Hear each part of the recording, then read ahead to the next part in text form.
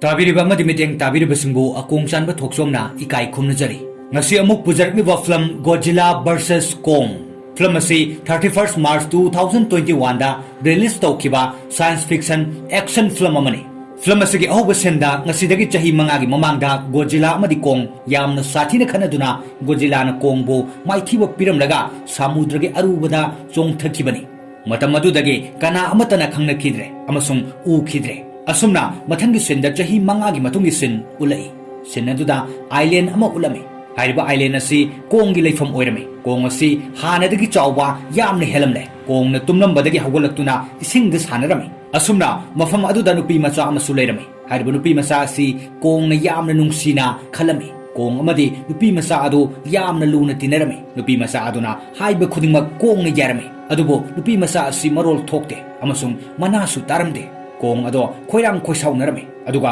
ꯀꯣꯡꯅ ꯌꯥꯝꯅ ꯁꯥꯎꯅ ꯃꯐꯝ ꯑꯗꯨꯗꯒꯤ ꯎ ꯑꯃ ꯐꯨꯛꯇꯠꯂꯒ ꯋꯥꯡꯅ ꯃꯊꯛꯂꯣꯝꯗ ꯂꯪꯈꯠꯂꯝꯃꯤ ꯃꯗꯨꯗ ꯑꯦꯅꯔꯖꯤ ꯋꯥꯜ ꯀꯥꯏꯔꯝꯃꯤ ꯃꯁꯤ ꯎꯔꯒ ꯑꯩꯈꯣꯏꯅ ꯈꯪꯕ ꯉꯝꯃꯤ ꯃꯗꯨꯗꯤ ꯀꯣꯡꯅ ꯂꯩꯔꯤꯕ ꯑꯁꯤ ꯇꯥꯎꯟ ꯑꯃꯗꯅꯤ ꯃꯈꯣꯏꯅ ꯀꯣꯡꯕꯨ ꯃꯐꯝ ꯑꯗꯨꯗ ꯊꯝꯂꯤꯕꯒꯤ ꯃꯔꯝꯗꯤ ꯃꯐꯝ ꯑꯗꯨꯗ ꯒꯣdzilla ꯑꯗꯣ ꯂꯥꯛꯄ ꯉꯝꯗꯅꯕ ꯊꯝꯕꯅꯤ ꯀꯔꯤꯒꯨꯝꯕ ꯀꯣꯡ ꯑꯃꯗꯤ ꯒꯣdzilla ꯑꯗꯨ ꯎꯅꯔꯕꯗꯤ ꯌꯥꯝꯅ ꯁꯥꯊꯤꯅ ꯈꯠꯅꯩ ꯍꯥꯏꯗꯨꯅ ꯀꯣꯡ ꯑꯁꯤ ꯇꯣꯉꯥꯟꯅ ꯊꯝꯂꯤꯕꯅꯤ ꯍꯧꯖꯤꯛꯇꯤ ꯀꯣꯡꯁꯨ ꯍꯥꯟꯅꯗꯒꯤ ꯆꯥꯎꯕ ꯌꯥꯝꯅ ꯍꯦꯜꯂꯕꯅꯤꯅ ꯃꯐꯝ ꯑꯗꯨꯗꯒꯤ ꯑꯇꯣꯞꯄ ꯃꯐꯝ ꯑꯃꯗ ꯊꯝꯅꯅꯕ ꯍꯥꯏꯅꯔꯝꯃꯤ ꯃꯊꯪꯒꯤ ꯁꯤꯟꯗ ꯀꯝꯄꯅꯤ ꯑꯃ ꯎꯠꯂꯝꯃꯤ ꯀꯝꯄꯅꯤ ꯑꯁꯤꯗ ꯅꯨꯄꯥ ꯑꯃ ꯌꯥꯎꯔꯝꯃꯤ ꯃꯍꯥꯛ ꯑꯁꯤ ꯍꯦꯀꯔ ꯑꯃꯅꯤ ꯃꯍꯥꯛꯅ ꯌꯥꯎꯔꯤꯕ ꯀꯝꯄꯅꯤ ꯑꯗꯣ ꯌꯥꯝꯅ ꯃꯣꯗꯔꯟ ꯑꯣꯏꯕ ꯍꯥꯏꯕꯗꯤ ꯑꯆꯧꯕ ꯃꯦꯁꯤꯟ ꯑꯃꯁꯨꯡ ꯔꯣꯕꯣꯠꯅꯆꯤꯡꯕ ꯀꯌꯥ ꯁꯦꯝꯐꯝ ꯑꯣꯏꯔꯝꯃꯤ ꯍꯦꯀꯔ ꯑꯁꯤꯅ ꯀꯝꯄꯦꯅꯤ ꯑꯁꯤꯗ ꯆꯤꯡꯅꯔꯝꯃꯤ ꯃꯗꯨꯗꯤ ꯀꯝꯄꯦꯅꯤ ꯑꯁꯤꯅ ꯁꯥꯔꯣꯏꯗꯕ ꯄꯣꯠꯁꯛ ꯈꯔ ꯁꯥꯏ ꯍꯥꯏꯗꯨꯅ ꯃꯔꯝ ꯑꯁꯤꯗꯒꯤ ꯃꯍꯥꯛꯅ ꯀꯝꯄꯦꯅꯤꯒꯤ ꯗꯥꯇꯥ ꯈꯨꯗꯤꯡꯃꯛ ꯍꯦꯛ ꯇꯧꯔꯝꯃꯤ ꯃꯗꯨꯗꯒꯤ ꯃꯍꯥꯛꯅ ꯈꯪꯕ ꯉꯝꯈꯤ ꯃꯗꯨꯗꯤ ꯀꯝꯄꯦꯅꯤ ꯑꯁꯤꯅ ꯀꯔꯤꯒꯨꯝꯕ ꯑꯆꯧꯕ ꯄꯣꯠꯁꯛ ꯑꯃ ꯍꯣꯡ ꯀꯣꯡꯗ ꯊꯥꯒꯗꯧꯔꯤ ꯍꯥꯏꯕ ꯇꯥꯟꯖꯥ ꯑꯗꯨꯗ ꯈꯪꯍꯧꯗꯅ ꯑꯦꯂꯥꯝ ꯈꯣꯡꯂꯛꯂꯝꯃꯤ ꯈꯣꯡꯂꯛꯂꯤꯕ ꯑꯦꯂꯥꯝ ꯑꯁꯤ ꯒꯣdzilla ꯂꯥꯛꯄꯒꯤ ꯑꯦꯂꯥꯝꯅꯤ ꯑꯁꯨꯝꯅ ꯒꯣdzilla ꯑꯗꯨ ꯁꯃꯨꯗ꯭ꯔꯗꯒꯤ ꯀꯥꯔꯛꯂꯝꯃꯤ ꯑꯗꯨꯒ ꯑꯃꯥꯡ ꯑꯇꯥ ꯊꯣꯛꯍꯜꯂꯝꯃꯤ ꯃꯗꯨ ꯎꯕꯗ ꯃꯌꯥꯝꯅ ꯉꯛꯅꯔꯝꯃꯤ ꯃꯗꯨꯗꯤ ꯀꯔꯤ ꯃꯔꯝꯒꯤ ꯒꯣdzillꯥꯅ ꯑꯁꯨꯝꯅ ꯑꯃꯥꯡ ꯑꯇꯥ ꯊꯣꯛꯍꯜꯂꯤꯕꯅꯣ ꯍꯥꯏꯗꯨꯅ ꯃꯔꯝꯗꯤ ꯒꯣdzillꯥꯅ ꯍꯥꯟꯅ ꯃꯤꯑꯣꯏꯕ ꯑꯃꯠꯇꯗ ꯑꯃꯥꯡ ꯑꯇꯥ ꯊꯣꯛꯍꯟꯗꯅ ꯃꯤꯑꯣꯏꯕꯁꯤꯡꯒꯤ ꯄꯨꯟꯁꯤꯕꯨ ꯀꯟꯕꯤꯈꯤꯕꯅꯤ ꯒꯣdzillꯥꯒꯤ ꯃꯁꯥꯗ ꯄꯋꯥꯔ ꯑꯃ ꯌꯥꯎꯔꯝꯃꯤ ꯄꯋꯥꯔ ꯑꯗꯣ ꯅ꯭ꯌꯨꯀ꯭ꯂꯤꯌꯔ ꯄꯋꯥꯔ ꯑꯣꯏꯔꯝꯃꯤ ꯍꯥꯏꯔꯤꯕ ꯅ꯭ꯌꯨꯀ꯭ꯂꯤꯌꯔ ꯄꯋꯥꯔ ꯑꯗꯨꯅ ꯀꯝꯄꯅꯤ ꯑꯗꯣ ꯄꯨꯝꯅꯃꯛ ꯊꯨꯒꯥꯏꯔꯝꯃꯤ ꯊꯧꯗꯣꯛ ꯑꯁꯤ ꯄꯥꯎꯁꯤꯡꯗ ꯃꯥꯂꯦꯝ ꯊꯨꯡꯅ ꯈꯪꯅꯔꯝꯃꯤ ꯑꯃꯁꯨꯡ ꯒꯣdzilla ꯑꯃꯨꯛ ꯍꯜꯂꯛꯂꯦ ꯍꯥꯏꯕ ꯑꯗꯨꯕꯨ ꯒꯣdzilla ꯑꯁꯤ ꯑꯑꯣꯟꯕ ꯑꯃ ꯂꯩꯔꯝꯂꯦ ꯍꯥꯟꯅꯗꯤ ꯃꯤꯑꯣꯏꯕꯁꯤꯡꯒꯤ ꯄꯨꯟꯁꯤꯕꯨ ꯀꯟꯕꯤꯈꯤꯕꯅꯤ ꯍꯧꯖꯤꯛꯇꯤ ꯒꯣdzilla ꯌꯥꯝꯅ ꯁꯥꯊꯤꯕ ꯑꯃꯁꯨꯡ ꯑꯁꯥꯎꯕ ꯒꯣdzilla ꯍꯥꯏꯕꯗꯣ ꯑꯣꯏꯔꯦ ꯀꯝꯄꯦꯅꯤ ꯑꯗꯨꯒꯤ ꯑꯣꯅꯔꯅ ꯅ꯭ꯌꯨꯁꯇ ꯍꯥꯏꯔꯝꯃꯤ ꯃꯗꯨꯗꯤ ꯑꯩꯈꯣꯏꯒꯤ ꯀꯝꯄꯦꯅꯤ ꯑꯁꯤꯅ ꯄ꯭ꯔꯣꯖꯦꯛ ꯑꯃꯗ ꯊꯕꯛ ꯇꯧꯔꯤ ꯑꯩꯈꯣꯏꯅ ꯗꯤꯚꯥꯏꯁ ꯑꯃ ꯄꯨꯊꯣꯛꯀꯅꯤ ꯗꯤꯚꯥꯏꯁ ꯑꯗꯨꯒꯤ ꯃꯇꯦꯡꯗꯒꯤ ꯒꯣdzillꯥꯒ ꯊꯦꯡꯅꯕ ꯉꯝꯒꯅꯤ ꯍꯥꯏꯅ ꯍꯥꯏꯔꯤꯕ ꯅ꯭ꯌꯨꯁ ꯑꯁꯤ ꯅꯨꯄꯤ ꯑꯃꯅꯁꯨ ꯌꯦꯡꯂꯝꯃꯤ ꯃꯍꯥꯛꯀꯤ ꯃꯃꯤꯡ ꯃꯦꯗꯤꯁꯟ ꯀꯧꯔꯝꯃꯤ ꯃꯍꯥꯛꯅ ꯅ꯭ꯌꯨꯁ ꯑꯁꯤ ꯌꯦꯡꯂꯒ ꯊꯥꯖꯔꯝꯗꯦ ꯃꯗꯨꯗꯤ ꯒꯣdzillꯥꯅ ꯁꯥꯎꯗꯨꯅ ꯃꯤꯑꯣꯏꯕꯗ ꯑꯦꯇꯦꯛ ꯇꯧꯏ ꯍꯥꯏꯕꯗ ꯃꯔꯝꯗꯤ ꯃꯍꯥꯛꯅ ꯒꯣdzillꯥꯒꯤ ꯃꯇꯥꯡꯗ ꯀꯨꯞꯅ ꯈꯪꯂꯝꯃꯤ ꯃꯔꯝ ꯑꯁꯤꯅ ꯅ꯭ꯌꯨꯁ ꯑꯗꯣ ꯃꯍꯥꯛꯅ ꯑꯣꯏꯗꯕꯅꯤ ꯍꯥꯏꯅ ꯈꯟꯈꯤ ꯃꯔꯝꯗꯤ ꯒꯣdzilla ꯃꯤꯑꯣꯏꯕ ꯑꯃꯠꯇꯗ ꯑꯁꯣꯛ ꯑꯄꯟ ꯇꯧꯔꯣꯏ ꯒꯣdzillꯥꯗꯤ ꯃꯤꯑꯣꯏꯕꯁꯤꯡꯒꯤ ꯃꯇꯦꯡ ꯇꯧꯗꯨꯅ ꯄꯨꯟꯁꯤꯕꯨ ꯀꯟꯕꯤꯔꯤꯕꯅꯤ ꯍꯥꯏꯅ ꯑꯁꯨꯝꯅ ꯃꯦꯗꯤꯁꯟꯅ ꯃꯄꯥꯒꯤ ꯃꯅꯥꯛꯇ ꯂꯥꯛꯇꯨꯅ ꯃꯄꯥꯗ ꯒꯣdzillꯥꯅ ꯑꯁꯨꯝꯅ ꯑꯃꯥꯡ ꯑꯇꯥ ꯊꯣꯛꯍꯜꯂꯣꯏ ꯀꯅꯥꯒꯨꯝꯕ ꯑꯃꯅ ꯒꯣdzillꯥꯗ ꯀꯟꯇ꯭ꯔꯣꯜ ꯇꯧꯕ ꯃꯥꯜꯂꯦ ꯍꯥꯏꯅ ꯍꯥꯏꯔꯝꯃꯤ ꯃꯗꯨꯗ ꯃꯄꯥꯅ ꯈꯨꯝꯂꯛꯏ ꯌꯦꯡꯉꯨ ꯁꯥꯁꯤꯡ ꯑꯁꯤꯁꯨ ꯃꯤꯑꯣꯏꯕꯒꯨꯝꯅ ꯑꯑꯣꯟꯕ ꯅꯥꯏꯔꯤꯕꯅꯤ ꯒꯣdzillꯥꯁꯨ ꯑꯑꯣꯟꯕ ꯅꯥꯏꯗꯨꯅ ꯃꯤꯑꯣꯏꯕꯁꯤꯡꯕꯨ ꯁꯥꯎꯗꯨꯅ ꯍꯥꯠꯂꯤꯕ ꯑꯁꯤꯅꯤ ꯋꯥꯍꯩ ꯑꯁꯤ ꯇꯥꯔꯒ ꯃꯦꯗꯤꯁꯟ ꯃꯐꯝ ꯑꯗꯨꯗꯒꯤ ꯊꯣꯛꯈꯤꯔꯝꯃꯤ ꯑꯗꯨꯒ ꯀꯝꯄꯦꯅꯤꯗ ꯊꯕꯛ ꯇꯧꯕ ꯍꯦꯀꯔ ꯑꯗꯨꯒꯤ ꯑꯣꯟꯂꯥꯏꯟ ꯑꯣꯗꯤꯑꯣ ꯇꯥꯔꯝꯃꯤ ꯍꯦꯀꯔ ꯑꯗꯨꯅ ꯒꯣdzillꯥꯒꯤ ꯃꯔꯝꯗ ꯑꯣꯟꯂꯥꯏꯟ ꯑꯣꯗꯤꯑꯣ ꯑꯃ ꯑꯞꯂꯣꯗ ꯇꯧꯔꯝꯃꯤ ꯃꯦꯗꯤꯁꯟꯅ ꯍꯦꯀꯔ ꯑꯗꯨꯒ ꯎꯅꯕ ꯄꯥꯝꯂꯝꯃꯤ ꯑꯗꯨꯒ ꯒꯣdzillꯥꯅ ꯁꯥꯎꯔꯤꯕ ꯑꯁꯤ ꯀꯔꯤꯒꯤꯅꯣ ꯑꯃꯁꯨꯡ ꯀꯝꯄꯦꯅꯤ ꯑꯗꯣ ꯒꯣdzillꯥꯅ ꯀꯔꯤꯒꯤ ꯑꯃꯥꯡ ꯑꯇꯥ ꯊꯣꯛꯍꯜꯂꯤꯕꯅꯣ ꯍꯥꯏꯅ ꯍꯪꯅꯤꯡꯂꯝꯃꯤ ꯃꯊꯪꯒꯤ ꯁꯤꯟꯗ ꯀꯝꯄꯦꯅꯤꯒꯤ ꯑꯣꯅꯔ ꯑꯗꯨꯅ ꯗꯣꯛꯇꯔ ꯅꯥꯊꯟꯒ ꯎꯅꯔꯝꯃꯤ ꯗꯣꯛꯇꯔ ꯅꯥꯊꯟ ꯁꯥꯏꯟꯇꯤꯁꯠ ꯑꯃꯁꯨ ꯑꯣꯏꯔꯝꯃꯤ ꯀꯝꯄꯦꯅꯤ ꯑꯣꯅꯔꯅ ꯗꯣꯛꯇꯔ ꯅꯥꯊꯟꯗ ꯍꯥꯏꯔꯛꯏ ꯅꯍꯥꯛꯀꯤ ꯍꯣꯂꯣ ꯑꯥꯔꯠꯀꯤ ꯀꯟꯁꯦꯞ ꯑꯗꯣ ꯆꯨꯝꯂꯦ ꯍꯥꯏꯅ ꯍꯣꯂꯣ ꯑꯥꯔꯠ ꯍꯥꯏꯔꯤꯕ ꯃꯐꯝ ꯑꯁꯤ ꯇꯤꯇꯥꯟꯁꯤꯡꯒꯤ ꯍꯧꯔꯛꯐꯝ ꯑꯣꯏꯔꯝꯃꯤ ꯗꯣꯛꯇꯔ ꯅꯥꯊꯟꯅ ꯂꯥꯏꯔꯤꯛ ꯑꯃ ꯏꯔꯝꯃꯤ ꯃꯗꯨꯗꯤ ꯂꯩꯅꯨꯡ ꯑꯁꯤꯒꯤ ꯃꯅꯨꯡꯗꯁꯨ ꯂꯩꯅꯨꯡ ꯑꯃ ꯂꯩ ꯍꯥꯏꯅ ꯏ ꯃꯗꯨꯒꯤ ꯃꯃꯤꯡ ꯍꯣꯂꯣ ꯑꯥꯔꯠ ꯀꯧꯏ ꯍꯥꯏꯔꯤꯕ ꯃꯐꯝ ꯑꯁꯤ ꯀꯅꯥ ꯑꯃꯠꯇꯅ ꯎꯕ ꯐꯪꯗꯕ ꯃꯐꯝꯅꯤ ꯃꯐꯝ ꯑꯗꯨꯗ ꯇꯤꯇꯥꯟꯁꯤꯡꯒꯤ ꯑꯦꯅꯔꯖꯤꯒꯤ ꯍꯧꯔꯛꯐꯝꯅꯤ ꯑꯁꯨꯝꯅ ꯃꯐꯝ ꯑꯗꯨꯗ ꯑꯣꯅꯔ ꯑꯗꯨꯅ ꯑꯇꯣꯞꯄ ꯃꯤ ꯑꯃꯒ ꯗꯣꯛꯇꯔ ꯅꯥꯊꯟꯒ ꯎꯅꯍꯜꯂꯝꯃꯤ ꯑꯣꯅꯔ ꯑꯗꯨꯅ ꯗꯣꯛꯇꯔ ꯅꯥꯊꯟꯗ ꯍꯥꯏꯔꯛꯂꯝꯃꯤ ꯑꯩꯈꯣꯏꯅ ꯍꯣꯂꯣ ꯑꯥꯔꯠꯇ ꯑꯦꯅꯔꯖꯤ ꯍꯧꯔꯛꯐꯝ ꯐꯪꯂꯦ ꯑꯗꯨꯕꯨ ꯑꯩꯈꯣꯏꯅ ꯍꯣꯂꯣ ꯑꯥꯔꯠ ꯑꯁꯤ ꯀꯗꯥꯏꯗ ꯂꯩꯕꯅꯣ ꯍꯥꯏꯕꯗꯤ ꯈꯪꯗ꯭ꯔꯤ ꯑꯁꯦꯡꯕꯗꯤ ꯍꯣꯂꯣ ꯑꯥꯔꯠ ꯑꯁꯤ ꯂꯩꯅꯨꯡꯗ ꯂꯩꯕꯅꯤ ꯑꯩꯈꯣꯏꯅ ꯅꯨꯃꯤꯠꯇꯒꯤ ꯑꯦꯅꯔꯖꯤ ꯂꯧꯕꯒꯨꯝꯅ ꯇꯤꯇꯥꯟꯁꯤꯡ ꯑꯁꯤꯁꯨ ꯍꯣꯂꯣ ꯑꯥꯔꯠꯇꯒꯤ ꯑꯦꯅꯔꯖꯤ ꯂꯧꯔꯤꯕꯅꯤ ꯑꯁꯨꯝꯅ ꯃꯈꯣꯏꯅ ꯑꯦꯅꯔꯖꯤ ꯁꯣꯔꯁ ꯑꯁꯤ ꯊꯤꯕ ꯐꯪꯂꯕꯗꯤ ꯒꯣdzilla ꯑꯗꯨꯒ ꯃꯥꯏ ꯄꯥꯛꯅ ꯊꯦꯡꯅꯕ ꯉꯝꯒꯅꯤ ꯗꯣꯛꯇꯔ ꯅꯥꯊꯟꯅ ꯍꯣꯂꯣ ꯑꯥꯔꯠ ꯌꯧꯅ ꯑꯩꯈꯣꯏꯅ ꯃꯇꯧ ꯀꯔꯝꯅ ꯆꯠꯀꯅꯤ ꯍꯥꯏꯅ ꯍꯪꯂꯛꯏ aduga amuk makha tare chahi kharagi mamangda aigi iyamana mafam aduda chatnanaba tawbada mafam aduda chatpa ngamdana siki aikhoina khangi madudi holo art ta zero gravity oibana maram oraga mafam aduda posak khudingmak pairami honor aduna Dr. Nathan da hairi nahak mafam aduda karamna chatkani haibagi warugaru maramdi aikhoigi company na anti gravity car ama semle madugi matengdagi aikhoi holo art ta chatkadoribani aduga titan khudingmakta masagi mayum thijanaba ability amamam yawi madugi matengdagi titan singna masagi mayum thiba fanglibani maram asina holo art chatnanaba aikhoina kongi mateng loksi haina mathangi sinda Dr. Nathan ga mahaki friend doctor amag unarami doctor ado nupini hariba Dr. Nupi aduna kongbo yengsinbirami Dr. Nathan na Dr. Nupi aduda kong ado masagi mayumda chatnan khinaba kanna hairami amasung mafam aduda kong ado kuina thamba yaroi Godzilla su lakle hairami Dr. Nupi aduna kong ado chatnan ningtrabasu upai leitana Dr. Nathan gi wa ado yarami asumna mathangi sinda army singa loina duna kong ado holo art tamna puraklami makoi sing aduna kongbo yolina punduna thamnami nupi masa aduna konga sign tongna wari sanarami amasung nupi masa aduna Dr. Nupida chena punsinbadagi kong asi yamna saure harami aduga army officer amana Dr. Nupi aduda hairi aikoi Godzilla gi maikai romda chalagumse atopa maikai amadagi chase Godzilla na khangdana ba haina hairami aduga Dr. Nupi aduna su achumbani aikoi maikai amaromda chatsi hairami maramdi kong amadi Godzilla asi yamna yeknabana makoi ani haibade kong amadi Godzilla asi monster singi ningthoni haina khane karigumba kong amadi Godzilla thengnarabadi makoi ani yamna sathina khanaragani hairami atop sin amada medicine mamanaba amaga hacker aduga unaba chalami aduga medicine da hacker aduna hairami company asida aikoina asawa posak masari aduga Hong Kong da thagadori thawong asi Godzilla na yaningde maram asidagi Godzilla na company ado tugai kibani mathangi sinda kong puriba jahas aduda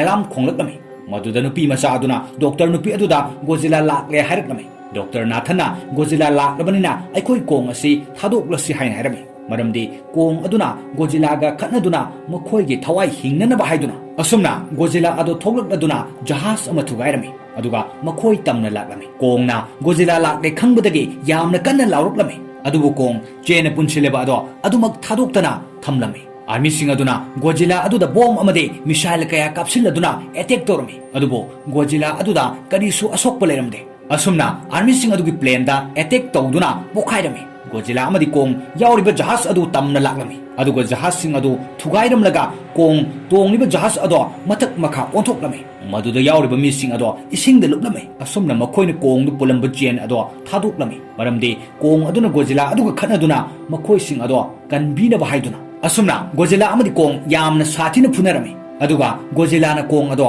samudragi arubada namsillamlaga mathak makha oliba jahas ado amuk onthoklami maramde miyoi sing ado hingnaba haiduna Godzilla ado nupi masa yauriba jahas ado tamna chalami amasung kong adusu jahas amadagi atopa jahas amada chongduna nupi masa tongliba jahas aduda yauraklami amasung Godzilla aduda kong yamna kanna thilami Godzilla na amuk kong adusu phurakpadagi kong turami kong amuk haugalatuna Godzilla da furami maduda Godzilla ado samudra manungda tasilami Godzilla yamna sauraduna nuclear power ado kaukalaklami madu obada kong ado samudra aduda chongtharami Godzilla na kablakpa nuclear power ado mafam khudingmaktagi mayamna urami amasung madu uraga ngaknarami Godzilla asi yamna kalami asumna ising manungda kong amadi Godzilla yamna sathina phunarami Godzilla di ising manungda su soru honba ngamlami adubo kong di miyoiba amagumna ising manungda soru honba ngamlamde maram asina kong maithibagi masak oirami Godzilla na kongbo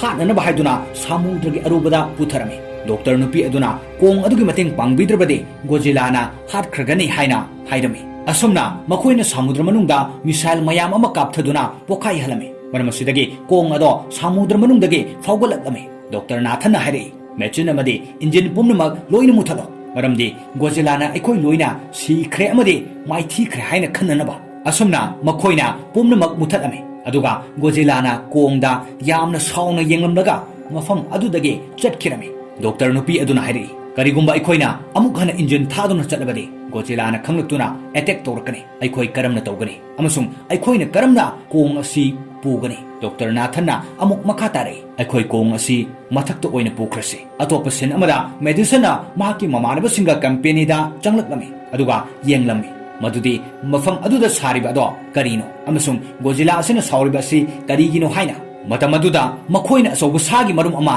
ꯊꯦꯡꯅꯔꯝꯃꯤ ꯃꯈꯣꯏꯅ ꯃꯔꯨꯝ ꯑꯗꯨ ꯌꯦꯡꯕꯗ ꯊꯣꯡ ꯑꯗꯣ ꯊꯤꯡꯖꯤꯜꯂꯛꯂꯝꯃꯤ ꯊꯣꯡ ꯊꯤꯡꯖꯤꯜꯂꯛꯂꯤꯕ ꯑꯗꯣ machine ꯑꯃ ꯑꯣꯏꯔꯝꯃꯤ ꯃꯈꯣꯏꯁꯤꯡ ꯑꯗꯣ ꯃꯔꯨꯝ ꯑꯗꯨꯒ ꯄꯨꯟꯅ ꯍꯣꯡ ꯀꯣꯡꯗ ꯌꯥꯝꯅ ꯀꯟꯅ ꯃꯦꯆꯤꯟ ꯑꯗꯨꯅ ꯄꯨꯔꯝꯃꯤ ꯃꯊꯪꯒꯤ ꯁꯤꯟꯗ ꯀꯣꯡ ꯑꯗꯣ ꯑꯥꯔꯃꯤꯁꯤꯡ ꯑꯗꯨꯅ ꯍꯦꯂꯤꯀꯣꯞꯇꯔꯅ ꯍꯣꯂꯣ ꯑꯥꯔꯠ ꯌꯧꯅ ꯄꯨꯔꯛꯄ ꯉꯝꯂꯝꯃꯤ ꯃꯈꯣꯏꯅ ꯀꯣꯡꯗ ꯍꯣꯂꯣ ꯑꯥꯔꯠꯀꯤ ꯁꯨꯔꯨꯡꯗ ꯆꯪꯅꯕ ꯍꯥꯏꯕꯗ ꯀꯣꯡꯅ ꯌꯥꯔꯝꯗꯦ ꯃꯈꯣꯏꯅ ꯁꯨꯔꯨꯡ ꯑꯗꯨꯗ ꯀꯣꯡ ꯑꯗꯣ ꯆꯠꯍꯟꯅꯕ ꯅꯨꯄꯤ ꯃꯆꯥ ꯑꯗꯨꯗ ꯍꯥꯏꯍꯟꯅꯕ ꯍꯥꯏꯈꯤ ꯃꯔꯝꯗꯤ ꯀꯣꯡꯅ ꯅꯨꯄꯤ ꯃꯆꯥ ꯑꯗꯨꯅ ꯍꯥꯏꯕ ꯈꯨꯗꯤꯡꯃꯛ ꯌꯥꯕꯅ ꯑꯁꯨꯝꯅ ꯅꯨꯄꯤ ꯃꯆꯥ ꯑꯗꯨꯅ ꯀꯣꯡ ꯑꯗꯨꯒꯤ ꯐꯦꯃꯤꯂꯤꯁꯨ ꯃꯐꯝ ꯑꯗꯨꯗ ꯂꯩ ꯍꯥꯏꯗꯨꯅ ꯀꯣꯡꯗ ꯍꯥꯏꯕꯗꯒꯤ ꯀꯣꯡ ꯁꯨꯔꯨꯡ ꯑꯗꯨꯗ ꯆꯠꯄꯗ ꯌꯥꯔꯝꯃꯤ ꯑꯁꯨꯝꯅ ꯀꯣꯡꯅ ꯁꯨꯔꯨꯡ ꯑꯗꯨꯗ ꯆꯠꯈ꯭ꯔꯕ ꯃꯇꯨꯡꯗ ꯃꯈꯣꯏꯅ ꯑꯦꯟꯇꯤ ꯒ꯭ꯔꯦꯚꯤꯇꯤ ꯀꯥꯔꯒꯤ ꯃꯇꯦꯡꯅ ꯀꯣꯡ ꯑꯗꯨꯒꯤ ꯃꯇꯨꯡ ꯏꯟꯅꯔꯝꯃꯤ ꯃꯐꯝ ꯑꯗꯣ ꯌꯥꯝꯅ ꯉꯛꯂꯝꯃꯤ ꯃꯈꯣꯏꯅ ꯑꯦꯟꯇꯤ ꯒ꯭ꯔꯦꯚꯤꯇꯤ ꯀꯥꯔꯒꯤ ꯃꯇꯦꯡꯗꯒꯤ ꯃꯐꯝ ꯑꯗꯣ ꯌꯧꯔꯛꯂꯝꯃꯤ ꯃꯐꯝ ꯑꯗꯨꯗ ꯑꯉꯛꯄ ꯁꯥ ꯃꯈꯜ ꯀꯌꯥꯁꯨ ꯂꯩꯔꯝꯃꯤ ꯁꯥ ꯑꯃꯅ ꯃꯈꯣꯏ ꯑꯦꯟꯇꯤ ꯒ꯭ꯔꯦꯚꯤꯇꯤ ꯀꯥꯔ ꯑꯗꯣ ꯑꯦꯇꯦꯛ ꯇꯧꯔꯛꯂꯝꯃꯤ ꯑꯗꯨꯒ ꯁꯥ ꯑꯗꯨꯅ ꯅꯨꯄꯤ ꯃꯆꯥ ꯑꯗꯨꯗ ꯑꯦꯇꯦꯛ ꯇꯧꯔꯛꯄꯗ ꯀꯣꯡꯅ ꯇꯨꯡꯂꯣꯝꯗꯒꯤ ꯐꯥꯗꯨꯅ ꯁꯥ ꯑꯗꯣ ꯍꯥꯠꯇꯨꯅ ꯃꯀꯣꯛ ꯊꯗꯠꯂꯝꯃꯤ ꯑꯗꯨꯒ ꯀꯣꯡ ꯑꯗꯣ ꯌꯥꯝꯅ ꯌꯥꯡꯅ ꯃꯈꯥ ꯇꯥꯅ ꯆꯠꯂꯝꯃꯤ ꯑꯃꯁꯨꯡ ꯃꯈꯣꯏꯁꯤꯡ ꯑꯗꯨꯁꯨ ꯀꯣꯡ ꯑꯗꯨꯒꯤ ꯃꯇꯨꯡ ꯏꯟꯅꯔꯝꯃꯤ ꯃꯐꯝ ꯑꯗꯨꯗ ꯖꯦꯔꯣ ꯒ꯭ꯔꯦꯚꯤꯇꯤ ꯑꯣꯏꯕꯅ ꯃꯔꯝ ꯑꯣꯏꯔꯒ ꯅꯨꯡꯁꯤꯡ ꯑꯗꯣ ꯄꯥꯏꯗꯨꯅ ꯂꯩꯅꯔꯝꯃꯤ ꯑꯁꯣꯝꯗꯅ ꯃꯦꯗꯤꯁꯟ ꯑꯃꯗꯤ ꯃꯃꯥꯟꯅꯕꯁꯤꯡ ꯑꯗꯣ ꯍꯣꯡ ꯀꯣꯡ ꯌꯧꯔꯛꯂꯝꯃꯤ ꯑꯗꯨꯒ ꯃꯈꯣꯏ ꯃꯐꯝ ꯑꯗꯨꯗ ꯑꯔꯣꯠꯄ ꯈꯨꯠꯂꯥꯏ ꯑꯗꯣ ꯈꯪꯂꯝꯃꯤ ꯃꯗꯨꯗꯤ ꯀꯝꯄꯦꯅꯤ ꯑꯗꯨꯅ ꯒꯣꯖꯤꯂꯥ ꯑꯗꯣ ꯍꯥꯠꯅꯕ ꯍꯥꯏꯗꯨꯅ ꯒꯣꯖꯤꯂꯥ ꯔꯣꯕꯣꯠ ꯑꯃ ꯁꯦꯝꯂꯝꯃꯤ ꯁꯦꯝꯂꯤꯕ ꯒꯣꯖꯤꯂꯥ ꯑꯗꯨꯒꯤ ꯃꯃꯤꯡ ꯃꯦꯒꯥ ꯒꯣꯖꯤꯂꯥ ꯀꯧꯔꯝꯃꯤ ꯍꯥꯏꯔꯤꯕ ꯃꯦꯒꯥ ꯒꯣꯖꯤꯂꯥ ꯑꯁꯤ ꯀꯟꯇ꯭ꯔꯣꯜ ꯇꯧꯅꯕ ꯃꯤꯁꯛ ꯑꯗꯨꯗꯤ ꯀꯝꯄꯦꯅꯤ ꯑꯣꯅꯔꯅ ꯗꯣꯛꯇꯔ ꯅꯥꯊꯟꯒ ꯎꯅꯈꯤꯕ ꯅꯨꯄꯥ ꯑꯗꯨꯅꯤ ꯃꯦꯒꯥ ꯒꯣꯖꯤꯂꯥ ꯑꯗꯨꯒꯤ ꯄꯋꯥꯔ ꯌꯦꯡꯅꯕ ꯍꯥꯏꯗꯨꯅ ꯁ꯭ꯀꯜ ꯀ꯭ꯔꯣꯂꯔ ꯑꯃ ꯊꯥꯗꯣꯛꯂꯝꯃꯤ ꯃꯦꯒꯥ ꯒꯣꯖꯤꯂꯥꯅ ꯄꯋꯥꯔ ꯁꯤꯖꯤꯟꯅꯗꯨꯅ ꯁ꯭ꯀꯜ ꯀ꯭ꯔꯣꯂꯔ ꯑꯗꯣ ꯍꯥꯠꯂꯝꯃꯤ ꯑꯗꯨꯕꯨ ꯃꯦꯒꯥ ꯒꯣꯖꯤꯂꯥ ꯑꯗꯣ ꯆꯠꯍꯟꯅꯕ ꯄꯋꯥꯔ ꯗꯔꯀꯥꯔ ꯑꯣꯏꯔꯝꯃꯤ ꯗꯔꯀꯥꯔ ꯑꯣꯏꯔꯤꯕ ꯄꯋꯥꯔ ꯑꯗꯣ ꯍꯣꯂꯣ ꯑꯥꯔꯠ ꯅꯠꯇꯕ ꯑꯇꯣꯞꯄ ꯃꯐꯝꯗ ꯐꯪꯂꯝꯗꯦ ꯃꯔꯝ ꯑꯁꯤꯅ ꯀꯝꯄꯦꯅꯤ ꯑꯗꯨꯅ ꯍꯣꯂೋ ꯑꯥꯔꯠꯇ ꯆꯠꯇꯨꯅ ꯄꯋꯥꯔ ꯑꯗꯨ ꯂꯧꯔꯒ ꯃꯦꯒꯥ ꯒꯣꯖꯤꯂꯥ ꯑꯗꯣ ꯆꯠꯍꯟꯅꯕ ꯍꯥꯏꯗꯨꯅ ꯍꯣꯠꯅꯔꯤꯕꯅꯤ ꯑꯁꯨꯝꯅ ꯃꯦꯒꯥ ꯒꯣꯖꯤꯂꯥ ꯑꯗꯣ ꯑꯦꯛꯇꯤꯚꯦꯠ ꯇꯧꯔꯝꯃꯤ ꯃꯦꯒꯥ ꯒꯣꯖꯤꯂꯥ ꯑꯗꯣ ꯑꯦꯛꯇꯤꯚꯦꯠ ꯇꯧꯕꯒ ꯒꯣꯖꯤꯂꯥ ꯑꯗꯨꯅ ꯈꯪꯂꯝꯃꯤ ꯃꯔꯝ ꯑꯁꯤꯅ ꯒꯣꯖꯤꯂಾ ꯑꯗꯣ ꯃꯦꯒꯥ ꯒꯣꯖꯤꯂꯥ ꯂꯩꯔꯤꯕ ꯃꯐꯝ ꯍꯣꯡ ꯀꯣꯡ ꯇꯝꯅ ꯂꯥꯛꯂꯝꯃꯤ ꯑꯁꯣꯝꯗꯅ ꯍꯣꯂꯣ ꯑꯥꯔꯠ ꯑꯗꯣ ꯌꯥꯝꯅ ꯐꯖꯔꯝꯃꯤ ꯑꯃꯁꯨꯡ ꯑꯦꯅꯔꯖꯤ ꯁꯣꯔꯁ ꯑꯗꯣ ꯆꯤꯡ ꯑꯃꯒꯤ ꯃꯇꯣꯟꯗ ꯂꯩꯔꯝꯃꯤ ꯀꯣꯡꯅ ꯆꯤꯡ ꯑꯗꯨꯒꯤ ꯃꯅꯥꯛꯇ ꯆꯠꯇꯨꯅ ꯊꯣꯡ ꯑꯃ ꯍꯥꯡꯗꯣꯛꯂꯝꯃꯤ ꯑꯗꯨꯒ ꯀꯟꯅ ꯂꯥꯎꯔꯝꯃꯤ ꯃꯐꯝ ꯑꯗꯨꯗꯒꯤ ꯀꯣꯡꯅ ꯁꯤꯡꯖꯪ ꯑꯃ ꯐꯪꯂꯝꯃꯤ ꯍꯥꯏꯔꯤꯕ ꯁꯤꯡꯖꯪ ꯑꯗꯣ ꯒꯣꯖꯤꯂꯥꯒꯤ ꯃꯁꯥꯗꯒꯤ ꯁꯦꯝꯕ ꯌꯥꯝꯅ ꯄꯥꯋꯔꯐꯨꯜ ꯑꯣꯏꯕ ꯁꯤꯡꯖꯪ ꯑꯃꯅꯤ ꯀꯣꯡꯅ ꯁꯤꯡꯖꯪ ꯑꯗꯣ ꯄꯥꯏꯔꯒ ꯃꯐꯝ ꯑꯃꯗ ꯐꯝꯂꯝꯃꯤ ꯅꯤꯡꯊꯧ ꯑꯃꯒꯨꯝꯅ ꯑꯁꯣꯝꯗꯅ ꯒꯣꯖꯤꯂꯥ ꯍꯣꯡ ꯀꯣꯡ ꯌꯧꯔꯛꯂꯝꯃꯤ ꯑꯗꯨꯒ ꯃꯦꯒꯥ ꯒꯣꯖꯤꯂꯥ ꯇꯝꯅ ꯂꯥꯛꯂꯝꯃꯤ ꯑꯃꯁꯨꯡ ꯃꯐꯝ ꯑꯗꯨꯒꯤ ꯃꯤꯌꯥꯝꯁꯤꯡ ꯑꯗꯣ ꯀꯤꯅꯔꯗꯨꯅ ꯆꯦꯟꯅꯔꯝꯃꯤ ꯀꯣꯡ ꯑꯗꯨꯅ ꯑꯦꯅꯔꯖꯤ ꯁꯣꯔꯁ ꯑꯗꯨꯁꯨ ꯐꯪꯂꯝꯃꯤ ꯑꯃꯁꯨꯡ ꯑꯦꯅꯔꯖꯤ ꯁꯣꯔꯁ ꯑꯗꯨꯅ ꯁꯤꯡꯖꯪ ꯑꯗꯨꯁꯨ ꯆꯥꯔꯖ ꯇꯧꯕ ꯌꯥꯔꯝꯃꯤ ꯁꯤꯡꯖꯪ ꯑꯗꯣ ꯆꯥꯔꯖ ꯇꯧꯔꯕ ꯃꯇꯨꯡꯗꯅ ꯍꯦꯟꯅ ꯄꯥꯋꯔꯐꯨꯜ ꯑꯣꯏꯔꯝꯃꯤ ꯒꯣꯖꯤꯂꯥꯅ ꯍꯣꯂꯣ ꯑꯥꯔꯠꯇ ꯀꯅꯥꯒꯨꯝꯕ ꯑꯃ ꯂꯩꯔꯦ ꯍꯥꯏꯕ ꯈꯪꯂꯝꯃꯤ ꯃꯔꯝ ꯑꯁꯤꯅ ꯒꯣꯖꯤꯂꯥꯅ ꯅ꯭ꯌꯨꯀ꯭ꯂꯤꯌꯔ ꯄꯥꯋꯔ ꯑꯗꯣ ꯂꯩꯅꯨꯡꯗ ꯀꯟꯅ ꯀꯥꯝꯊꯔꯛꯂꯝꯃꯤ ꯑꯗꯨꯒ ꯀꯣꯡꯒꯤ ꯃꯅꯥꯛꯇ ꯅ꯭ꯌꯨꯀ꯭ꯂꯤꯌꯔ ꯑꯗꯣ ꯐꯥꯎꯔꯛꯂꯝꯃꯤ ꯀꯝꯄꯦꯅꯤꯒꯤ ꯅꯨꯄꯤ ꯑꯃꯅ ꯃꯈꯣꯏꯗ ꯇ꯭ꯔꯤꯛ ꯑꯃ ꯇꯧꯔꯝꯃꯤ ꯃꯗꯨꯗꯤ ꯃꯍꯥꯛꯅ ꯑꯦꯅꯔꯖꯤ ꯑꯗꯨꯒꯤ ꯁꯦꯝꯄꯜ ꯈꯔ ꯀꯝꯄꯦꯅꯤ ꯑꯗꯨꯗ ꯊꯥꯔꯝꯃꯤ ꯃꯔꯝꯗꯤ ꯃꯦꯒꯥ ꯒꯣꯖꯤꯂꯥ ꯑꯗꯣ ꯑꯦꯛꯇꯤꯚꯦꯠ ꯇꯧꯅꯕ ꯍꯥꯏꯗꯨꯅ ꯗꯣꯛꯇꯔ ꯅꯨꯄꯤ ꯑꯗꯨꯅ ꯊꯧꯑꯣꯡ ꯑꯗꯨ ꯇꯧꯗꯅꯕ ꯍꯥꯏꯕꯗ ꯀꯝꯄꯦꯅꯤꯒꯤ ꯅꯨꯄꯤ ꯑꯗꯨꯅ ꯀꯔꯤꯁꯨ ꯇꯥꯈꯤꯗꯦ ꯀꯝꯄꯦꯅꯤꯒꯤ ꯅꯨꯄꯤ ꯑꯗꯨꯅ ꯃꯐꯝ ꯑꯗꯨꯗ ꯒꯣꯖꯤꯂꯥ ꯂꯥꯛꯂꯅꯤ ꯈꯪꯂꯗꯨꯅ ꯃꯐꯝ ꯑꯗꯨꯗꯒꯤ ꯆꯦꯟꯅꯅꯕ ꯇꯧꯕꯗ ꯀꯣꯡꯅ ꯅꯨꯄꯤ ꯑꯗꯨꯒꯤ ꯀꯥꯔ ꯑꯗꯣ ꯊꯨꯒꯥꯏꯔꯝꯃꯤ ꯀꯣꯡꯅ ꯁꯤꯡꯖꯪ ꯑꯗꯨ ꯄꯥꯏꯔꯒ ꯒꯣꯖꯤꯂꯥꯒ ꯊꯦꯡꯅꯅꯕ ꯁꯦꯝ ꯁꯥꯗꯨꯅ ꯂꯩꯔꯝꯃꯤ ꯃꯔꯝꯗꯤ ꯒꯣꯖꯤꯂꯥꯅ ꯅ꯭ꯌꯨꯀ꯭ꯂꯤꯌꯔ ꯄꯥꯋꯔ ꯑꯗꯣ ꯊꯥꯔꯛꯇꯨꯅ ꯃꯈꯣꯏ ꯑꯅꯤ ꯈꯟꯅꯅꯕ ꯁꯤꯒꯅꯦꯜ ꯄꯤꯔꯛꯈꯤꯕꯅ ꯑꯁꯨꯝꯅ ꯀꯣꯡꯅ ꯆꯦꯟꯁꯤꯟꯗꯨꯅ ꯍꯣꯡ ꯀꯣꯡ ꯆꯠꯇꯨꯅ ꯒꯣꯖꯤꯂꯥꯗ ꯃꯍꯥꯛꯀꯤ ꯁꯤꯡꯖꯪ ꯑꯗꯨꯅ ꯑꯦꯇꯦꯛ ꯇꯧꯕꯗ ꯕꯤꯜꯗꯤꯡ ꯑꯃꯗ ꯄꯥꯟꯈꯤꯔꯝꯃꯤ ꯒꯣꯖꯤꯂꯥꯅ ꯀꯣꯡ ꯑꯗꯣ ꯃꯈꯥꯗ ꯏꯟꯊꯗꯨꯅ ꯃꯈꯣꯏ ꯑꯅꯤ ꯌꯥꯝꯅ ꯁꯥꯊꯤꯅ ꯐꯨꯅꯔꯝꯃꯤ ꯒꯣꯖꯤꯂꯥꯅ ꯃꯥꯒꯤ ꯅ꯭ꯌꯨꯀ꯭ꯂꯤꯌꯔ ꯄꯥꯋꯔ ꯑꯗꯨ ꯄꯨꯊꯣꯛꯇꯨꯅ ꯀꯣꯡꯗ ꯑꯦꯇꯦꯛ ꯇꯧꯔꯛꯂꯝꯃꯤ ꯑꯗꯨꯕꯨ ꯀꯣꯡꯅ ꯌꯥꯝꯅ ꯁꯥꯊꯤꯅ ꯃꯥꯌꯣꯛꯅꯍꯧꯗꯨꯅ ꯒꯣꯖꯤꯂꯥꯒꯤ ꯄꯥꯋꯔ ꯑꯗꯨꯗꯒꯤ ꯂꯩꯊꯣꯛꯂꯝꯃꯤ ꯑꯗꯨꯒ ꯀꯣꯡꯅ ꯁꯤꯡꯖꯪ ꯑꯗꯨꯅ ꯒꯣꯖꯤꯂꯥꯗ ꯀꯟꯅ ꯑꯦꯇꯦꯛ ꯇꯧꯕꯗꯒꯤ ꯁꯣꯛꯂꯝꯃꯤ ꯃꯔꯝ ꯑꯁꯤꯗꯒꯤ ꯒꯣꯖꯤꯂꯥ ꯌꯥꯝꯅ ꯁꯥꯎꯔꯛꯂꯝꯃꯤ ꯑꯃꯁꯨꯡ ꯃꯍꯥꯛꯅ ꯅ꯭ꯌꯨꯀ꯭ꯂꯤꯌꯔ ꯄꯥꯋꯔ ꯑꯗꯣ ꯁꯤꯖꯤꯟꯅꯗꯨꯅ ꯀꯣꯡꯕꯨ ꯂꯥꯞꯅ ꯂꯪꯊꯣꯔꯛꯂꯝꯃꯤ ꯑꯗꯨꯒ ꯄꯥꯋꯔ ꯑꯗꯨ ꯀꯥꯞꯁꯤꯜꯂꯛꯄꯗ ꯀꯣꯡꯅ ꯃꯥꯒꯤ ꯁꯤꯡꯖꯪ ꯑꯗꯨꯅ ꯉꯥꯛꯊꯣꯛꯂꯝꯃꯤ ꯑꯁꯨꯝꯅ ꯃꯈꯣꯏ ꯑꯅꯤ ꯌꯥꯝꯅ ꯀꯨꯏꯅ ꯐꯨꯅꯔꯝꯃꯤ ꯒꯣꯖꯤꯂꯥꯁꯨ ꯌꯥꯝꯅ ꯄꯥꯋꯔꯐꯨꯜ ꯑꯣꯏꯕꯅ ꯀꯣꯡ ꯑꯗꯣ ꯃꯥꯏꯊꯤꯕꯒꯤ ꯃꯃꯤ ꯎꯔꯝꯃꯤ ꯒꯣꯖꯤꯂꯥꯅ ꯀꯣꯡ ꯑꯗꯣ ꯁꯣꯛꯍꯜꯂꯒ ꯃꯈꯥꯗ ꯂꯪꯊꯗꯨꯅ ꯀꯣꯡꯒꯤ ꯊꯕꯥꯛꯇ ꯃꯈꯣꯡꯅ नेतुना कन्न लाउरमी कोंगसु कन्न लाउरई अदुगा गोजिला मफम अदुदगे चटखिरमी मथंगी सिंदा कंपनी ओनर अदुना पांबा एनर्जी सोर्स अदु फंगदुना मेगा गोजिला अदो एक्टिवेट तौबु यारमी मेगा गोजिला असिना गोजिला अदुदगे यामना सौबसु हेले अदुगा हेना पावरफुल सु ओरमी मेगा गोजिला अदुना पुमनमक माकी कंट्रोल द लेरमी मरम असिना मेगा गोजिलाना यान हाना कंपनी ओनर अदो हालमी मथंगदा माकी असिस्टेंट अदुसु हालमी मेगा गोजिला मफम अदुदगे थोगलकलमी ꯒꯣꯖꯤꯂꯥꯅ ꯃꯦꯒꯥ ꯒꯣꯖꯤꯂꯥ ꯑꯗꯨ ꯎꯕꯗ ꯆꯦꯟꯁꯤꯟꯗꯨꯅ ꯌꯥꯝꯅ ꯀꯟꯅ ꯐꯨꯅꯔꯝꯃꯤ ꯃꯦꯒꯥ ꯒꯣꯖꯤꯂꯥ ꯌꯥꯝꯅ ꯄꯥꯋꯔꯐꯨꯜ ꯑꯣꯏꯕꯅ ꯒꯣꯖꯤꯂꯥ ꯑꯗꯣ ꯃꯥꯏꯊꯤꯕꯒꯤ ꯃꯃꯤ ꯎꯔꯝꯃꯤ ꯑꯁꯨꯝꯅ ꯃꯦꯒꯥ ꯒꯣꯖꯤꯂꯥꯅ ꯒꯣꯖꯤꯂꯥ ꯑꯗꯨꯕꯨ ꯌꯥꯝꯅ ꯁꯥꯊꯤꯅ ꯐꯨꯔꯝꯃꯤ ꯑꯁꯣꯝꯗꯅ ꯃꯦꯗꯤꯁꯟ ꯑꯃꯗꯤ ꯍꯦꯀꯔ ꯑꯗꯨꯅ ꯃꯦꯒꯥ ꯒꯣꯖꯤꯂꯥ ꯑꯗꯨꯒꯤ ꯄꯥꯋꯔ ꯑꯗꯨ ꯑꯣꯐ ꯇꯧꯅꯅꯕ ꯍꯣꯠꯅꯔꯝꯃꯤ ꯃꯐꯝ ꯑꯗꯨꯗ ꯂꯩꯔꯤꯕ ꯃꯦꯆꯤꯟ ꯈꯨꯗꯤꯡꯃꯛ ꯀꯣꯠ ꯂꯣꯛ ꯂꯩꯔꯝꯃꯤ ꯅꯥꯀꯟ ꯑꯃꯗꯅ ꯀꯣꯡ ꯌꯥꯝꯅ ꯁꯣꯛꯇꯨꯅ ꯇꯥꯗꯨꯅ ꯂꯩꯔꯝꯃꯤ ꯀꯣꯡ ꯑꯗꯣ ꯁꯤꯕꯒꯤ ꯃꯇꯝ ꯌꯧꯁꯤꯜꯂꯛꯂꯦ ꯅꯨꯄꯤ ꯃꯆꯥ ꯑꯗꯨꯅ ꯀꯣꯡꯒꯤ ꯃꯤꯍꯨꯜ ꯑꯗꯨ ꯌꯦꯡꯂꯒ ꯃꯌꯥꯝꯗ ꯊꯃꯣꯏ ꯀꯥꯏꯅ ꯀꯣꯡꯒꯤ ꯃꯤꯍꯨꯜ ꯑꯗꯣ ꯇꯞꯅ ꯇꯞꯅ ꯃꯥꯡꯂꯛꯂꯦ ꯍꯥꯏꯅ ꯇꯝꯂꯝꯃꯤ ꯗꯣꯛꯇꯔ ꯅꯥꯊꯟꯅ ꯀꯣꯡ ꯑꯁꯤ ꯀꯟꯅꯅꯕ ꯏꯂꯦꯛꯇ꯭ꯔꯤꯛ ꯁꯣꯛ ꯄꯤꯁꯤ ꯍꯥꯏꯕꯗ ꯃꯈꯣꯏꯅ ꯑꯦꯟꯇꯤ ꯒ꯭ꯔꯦꯚꯤꯇꯤ ꯀꯥꯔ ꯑꯗꯨꯗꯒꯤ ꯏꯂꯦꯛꯇ꯭ꯔꯤꯛ ꯁꯣꯛ ꯄꯤꯔꯝꯃꯤ ꯀꯣꯡ ꯑꯗꯣ ꯏꯂꯦꯛꯇ꯭ꯔꯤꯛ ꯁꯣꯛ ꯑꯗꯨꯗꯒꯤ ꯍꯧꯒꯠꯂꯛꯂꯝꯃꯤ ꯅꯨꯄꯤ ꯃꯆꯥ ꯑꯗꯨꯅ ꯀꯣꯡꯗ ꯒꯣꯖꯤꯂꯥ ꯑꯩꯈꯣꯏꯒꯤ ꯌꯦꯛꯅꯕ ꯅꯠꯇꯦ ꯑꯩꯈꯣꯏꯒꯤ ꯃꯔꯨꯞꯅꯤ ꯃꯔꯝ ꯑꯁꯤꯅ ꯅꯍꯥꯛ ꯒꯣꯖꯤꯂꯥꯒꯤ ꯃꯇꯦꯡ ꯄꯥꯡꯉꯨ ꯍꯥꯏꯔꯝꯃꯤ ꯑꯁꯨꯝꯅ ꯀꯣꯡ ꯒꯣꯖꯤꯂꯥꯒꯤ ꯃꯇꯦꯡ ꯄꯥꯡꯕ ꯂꯥꯛꯂꯝꯃꯤ ꯃꯦꯒꯥ ꯒꯣꯖꯤꯂꯥꯅ ꯒꯣꯖꯤꯂꯥ ꯑꯗꯣ ꯅ꯭ꯌꯨꯀ꯭ꯂꯤꯌꯔ ꯄꯥꯋꯔꯅ ꯍꯥꯠꯅꯅꯕ ꯇꯧꯕꯗ ꯀꯣꯡ ꯂꯥꯛꯇꯨꯅ ꯒꯣꯖꯤꯂꯥ ꯑꯗꯣ ꯀꯜꯂꯝꯃꯤ ꯒꯣꯖꯤꯂꯥꯅ ꯈꯟꯈꯤ ꯃꯗꯨꯗꯤ ꯀꯣꯡꯒ ꯂꯣꯏꯅꯗꯨꯅ ꯃꯦꯒꯥ ꯒꯣꯖꯤꯂꯥ ꯑꯁꯤꯒ ꯊꯦꯡꯅꯒꯗꯕꯅꯤ ꯍꯥꯏꯅ ꯑꯗꯨꯕꯨ ꯃꯦꯒꯥ ꯒꯣꯖꯤꯂꯥ ꯌꯥꯝꯅ ꯄꯥꯋꯔꯐꯨꯜ ꯑꯣꯏꯕꯅ ꯀꯣꯡ ꯑꯃꯗꯤ ꯒꯣꯖꯤꯂꯥꯗ ꯌꯥꯝꯅ ꯂꯥꯛꯆꯔꯝꯃꯤ ꯀꯣꯡꯅ ꯃꯍꯥꯛꯀꯤ ꯁꯤꯡꯖꯪ ꯑꯗꯣ ꯎꯔꯛꯏ ꯑꯗꯨꯕꯨ ꯂꯥꯏꯕꯛ ꯊꯤꯕꯗꯤ ꯁꯤꯡꯖꯪ ꯑꯗꯣ ꯆꯥꯔꯖ ꯌꯧꯔꯝꯗꯦ ꯃꯗꯨ ꯑꯣꯏꯔꯕꯁꯨ ꯀꯣꯡꯅ ꯁꯤꯡꯖꯪ ꯑꯗꯨꯅ ꯃꯦꯒಾ ꯒꯣꯖꯤꯂꯥ ꯑꯗꯨꯗ ꯑꯦꯇꯦꯛ ꯇꯧꯔꯝꯃꯤ ꯃꯦꯒꯥ ꯒꯣꯖꯤꯂꯥꯅ ꯀꯣꯡꯕꯨ ꯐꯨꯔꯗꯨꯅ ꯍꯥꯠꯀꯦ ꯇꯧꯔꯛꯄꯗ ꯀꯣꯡꯅ ꯉꯥꯛꯊꯣꯛꯂꯝꯃꯤ ꯃꯦꯗꯤꯁꯟ ꯑꯃꯗꯤ ꯍꯦꯀꯔ ꯑꯗꯨꯅ ꯃꯦꯒꯥ ꯒꯣꯖꯤꯂꯥ ꯑꯗꯨꯒꯤ ꯄꯥꯋꯔ ꯑꯗꯣ ꯍꯟꯊꯍꯟꯕ ꯉꯝꯂꯝꯗꯦ ꯃꯔꯝ ꯑꯁꯤꯅ ꯃꯈꯣꯏꯅ ꯁꯥꯎꯅꯤꯡꯂꯗꯨꯅ ꯃꯦꯆꯤꯟ ꯑꯗꯨꯗ ꯏꯁꯤꯡ ꯍꯩꯖꯤꯜꯂꯝꯃꯤ ꯃꯔꯝ ꯑꯁꯤꯗꯒꯤ ꯃꯦꯒꯥ ꯒꯣꯖꯤꯂꯥ ꯉꯥꯏꯍꯥꯛ ꯑꯣꯞ ꯂꯩꯔꯝꯃꯤ ꯒꯣꯖꯤꯂꯥꯅ ꯃꯍꯥꯛꯀꯤ ꯅ꯭ꯌꯨꯀ꯭ꯂꯤꯌꯔ ꯄꯥꯋꯔꯒꯤ ꯃꯇꯦꯡꯅ ꯀꯣꯡꯒꯤ ꯁꯤꯡꯖꯪ ꯑꯗꯣ ꯆꯥꯔꯖ ꯇꯧꯔꯝꯃꯤ ꯀꯣꯡ ꯌꯥꯝꯅ ꯄꯥꯋꯔꯐꯨꯜ ꯑꯣꯏꯔꯝꯃꯤ ꯑꯗꯨꯒ ꯀꯣꯡꯅ ꯍꯧꯒꯠꯂꯛꯇꯨꯅ ꯃꯦꯒꯥ ꯒꯣꯖꯤꯂꯥ ꯑꯗꯣ ꯄꯨꯝꯅꯃꯛ ꯃꯈꯣꯡ ꯃꯈꯨꯠ ꯇꯣꯉꯥꯟ ꯇꯣꯉꯥꯟ ꯀꯛꯊꯠꯂꯝꯃꯤ ꯑꯗꯨꯒ ꯑꯔꯣꯏꯕꯗ ꯀꯣꯡꯅ ꯃꯦꯒꯥ ꯒꯣꯖꯤꯂꯥ ꯑꯗꯨꯒꯤ ꯃꯀꯣꯛ ꯑꯗꯨꯁꯨ ꯊꯗꯠꯂꯝꯃꯤ ꯑꯁꯨꯝꯅ ꯃꯦꯒꯥ ꯒꯣꯖꯤꯂꯥ ꯑꯗꯣ ꯁꯤꯈꯤꯕꯗꯒꯤ ꯄꯨꯝꯅꯃꯛ ꯅꯣꯔꯃꯦꯜ ꯑꯣꯏꯔꯝꯃꯤ ꯒꯣꯖꯤꯂꯥ ꯍꯧꯒꯠꯂꯛꯄꯗ ꯀꯣꯡꯅ ꯃꯍꯥꯛꯀꯤ ꯁꯤꯡꯖꯪ ꯑꯗꯣ ꯂꯧꯈꯠꯇꯨꯅ ꯒꯣꯖꯤꯂꯥ ꯑꯗꯨꯒ ꯐꯨꯅꯅꯕ ꯊꯧꯔꯥꯡ ꯇꯧꯔꯝꯃꯤ ꯑꯗꯨꯕꯨ ꯃꯈꯣꯏ ꯑꯅꯤꯅ ꯃꯇꯦꯡ ꯄꯥꯡꯅꯕꯗꯒꯤ ꯃꯈꯣꯏ ꯑꯅꯤ ꯐꯨꯅꯔꯝꯗꯅ ꯒꯣꯖꯤꯂꯥ ꯑꯗꯣ ꯁꯃꯨꯗ꯭ꯔ ꯇꯝꯅ ꯍꯥꯟꯅꯒꯤ ꯃꯐꯝ ꯑꯗꯨꯗ ꯆꯠꯈꯤꯔꯝꯃꯤ ꯑꯗꯨꯒ ꯀꯣꯡꯁꯨ ꯍꯣꯂꯣ ꯑꯥꯔꯠꯇ ꯆꯦꯟꯈꯤꯔꯝꯃꯤ ꯑꯃꯁꯨꯡ ꯅꯨꯄꯤ ꯃꯆꯥ ꯑꯗꯣ ꯀꯣꯡꯒ ꯍꯣꯂꯣ ꯑꯥꯔꯠꯇ ꯂꯩꯃꯤꯟꯅꯈꯤ ꯑꯁꯨꯝꯅ ꯃꯇꯥꯡ ꯑꯁꯤꯗ ꯐꯤꯂꯝ ꯑꯁꯤ ꯂꯣꯏꯁꯤꯟꯈꯤ ꯉꯁꯤꯒꯤ ꯐꯤꯂꯝ ꯑꯁꯤ ꯑꯛꯕꯔ ꯍꯩꯕꯣꯡ ꯃꯈꯣꯡꯅ ꯃꯅꯤꯄꯨꯔꯤꯗ ꯇ꯭ꯔꯥꯟꯁꯂꯦꯠ ꯇꯧꯕꯤꯔꯛꯄꯅꯤ ꯄꯨꯝꯅꯃꯛꯄꯨ ꯑꯀꯣꯡ ꯆꯥꯟꯕ ꯊꯣꯛꯆꯣꯝꯅ ꯏꯀꯥꯏ ꯈꯨꯝꯅꯖꯔꯒ ꯉꯁꯤꯒꯤ ꯑꯣꯏꯅꯗꯤ ꯃꯇꯥꯡ ꯑꯁꯤꯗ ꯇꯦꯟꯁꯤꯟꯖꯔꯤ